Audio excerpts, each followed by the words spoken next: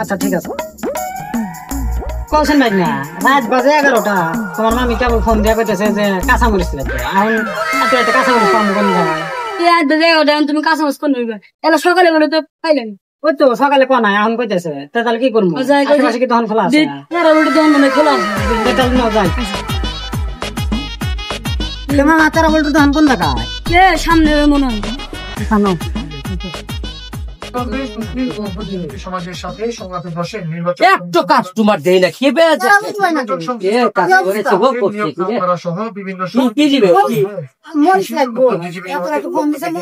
মরিচ তো 50 টাকা পোয়া মরিচ 50 টাকা পোয়া ঠিক আছে মরিচ জাল হবো তো জাল না হলে পারে টাকা ফেরত মরিচ দেহা খায়া খায়া দেখেন জাল না হলে পারে টাকা ফেরত তাহলে ভাই খাওয়া দেন জাল না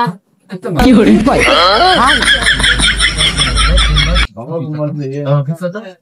মরিচ কেমন একবার পাই তাহলে মরিচ নেই না এ কি কয়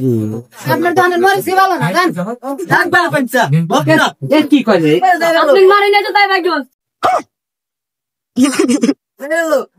এ মরিচ পাইছা এ কয় কি এই মরিচ খাই রে আমি মনে করি 3 দিন আমার এই পানি খাতি গেছে আর কয় কি কয় জাল গেল কোনে রে হ্যাঁ বুঝবো নি পরে বুঝবো নি কে ব্যাটাকে হ্যাঁ আর কয় কি কয় এই মরিচ বলে পাইছে দুনিয়ার লোক নিতেছে কয় জাল আর এমন কাস্টমার আইছে এত রাত্রে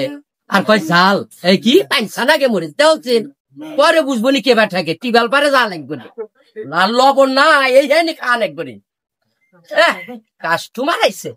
মরিচ দেহা কিনে মানে খাইয়া দেহা কিনে কি আমার কাস্টমার রাত বাজে 10টা এখানে এসে মরিচ কিনবার লিগে তা আবার ব্যবসা আমার তা কালা দিল ব্যবসা করেই তো আবার জুলু হয়ে যাবো কি কয় কি ব্যবসা করলাম বাগুন খায়া বাগুন কেনে মূলা খায়া মূলা কিনে আবার এখন তো এই যে মোচ খাইয়া মোচ কিনবার লিগে আইছে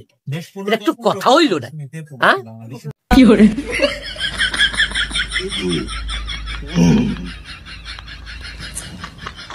তাহলে বলতো আমার কি মোজ খেলেছে রে আরে যা